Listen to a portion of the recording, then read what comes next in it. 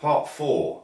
Any official approaching you must first identify themselves before you need to interact with them.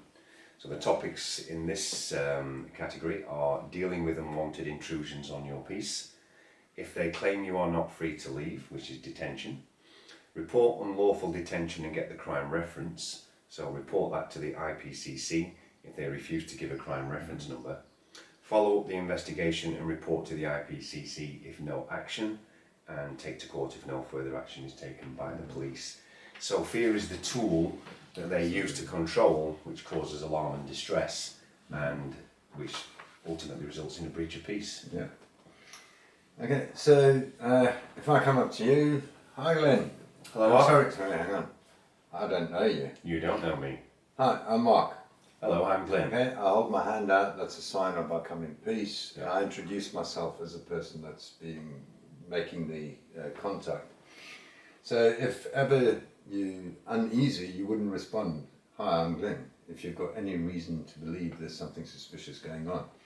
So simply, anybody approaching you where you've got, you're not comfortable with giving any details, get 2 witnesses and start recording.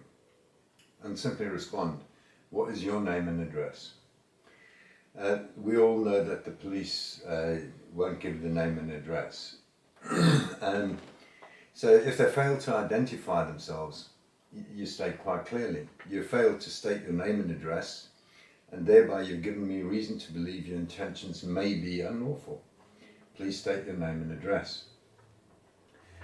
If they still refuse to identify themselves, and the police will pressurize you, I don't need to give you this, or here's my ID badge, and things like that. But then you continue the 3rd time, say twice you failed to state your name and address, and thereby giving me reason to believe your intentions may be unlawful. I require you, your details should your actions be unlawful, so that I can lay a claim against you in person. I have no lawful obligation to continue this interaction and do not wish to do so. Should you persist, it will be a breach of my peace and deemed harassment. Am I free to go? If they say that you're not free to go, then you simply say to them, you're now unlawfully detaining me in addition to harassing me, and I'll see you in person. So we introduced the concept of harassment more than twice. I've put you with the knowledge, I've made it clear if you continue not identifying yourself, I'm under no lawful obligation to continue this interaction, and it's harassment. Just to give an example of this then, so when you are, for want of a better word, meeting with the police, or the police are approaching you, because we have some examples of this, don't we? Yeah, we do. We've got an example when I was in Scotland, where the police were intending to remove someone's equipment, and I intervened. And I immediately did that. I offered my hand to the police officer saying, hello, I'm Glyn, can I help? And he refused to shake my hand. So then I said to him, I said, as I've said to you, here is my name, can I take your name? He gave me his title of police officer or police constable, etc., badge number, etc., etc., etc. So where do we stand with that then, Mark? So why will the police officer not shake your hand? Secondly, so what they're basically saying there is, I'm not here today as a fellow man. Correct. I'm here as an enforcement officer. Yeah. So do they have the right to not introduce themselves to you by their name, first of all? No, lawfully, you need to be able to identify them by their name so that you can bring a case should any actions be unlawful. But they say, I'm not giving you my Christian name and my surname, I'm only going to give you my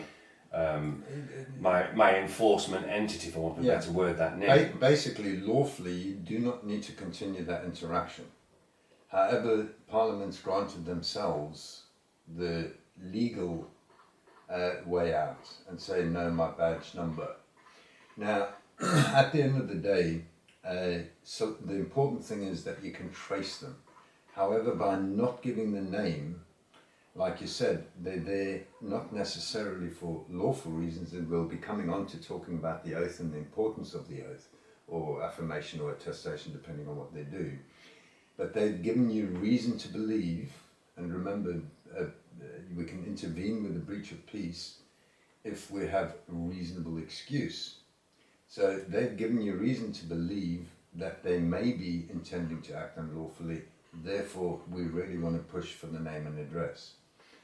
And if they do not give the name and address lawfully, you do not need to continue the interaction. However, they've granted themselves legal immunity, so the question becomes, have I done everything reasonably possible? And through having their legal fiction, you still can trace back to the person who's individually liable for their actions. And this is why the last 3 steps, and we'll be reinforcing this, we want to report unlawful interaction to the police. And if the police, and then we follow that up, and like we said before, if they fail to give you a crime reference number because of the unlawful intent, they've actually breached your peace, which is a crime. If they fail to follow it up, we immediately start off we go to the IPCC, the Independent Police Complaints Commission, and ask them to investigate. They need to give us a reason clearly why they won't give their name and address. We need to establish that reason.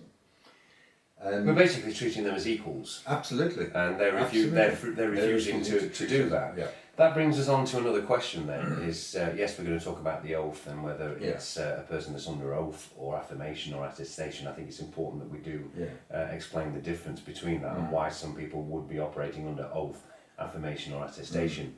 But the other question that we've come across now is we've noticed that some of the interaction we've had with the police, the number that they're showing on their lapel is not necessarily their badge number. Correct. They call it their warrant number. Which is why when we talked about the interaction and in the advanced course, it details this, that you need to get their warrant number, even though they could trace, in theory, the badge numbers back through the warrant numbers as to who's in the field, because the badge numbers change. If you're going into a different district and under a different command, you may have a different lapel number. So would you challenge them over that and say that, are you wearing a warrant number or a badge number? Yeah, or you simply ask, can I see your warrant card, please? Okay. Yeah, but that's important, and again, that's all part of what we've learned since we started implementing this stuff. Sure. Oh, brilliant. Okay. Good.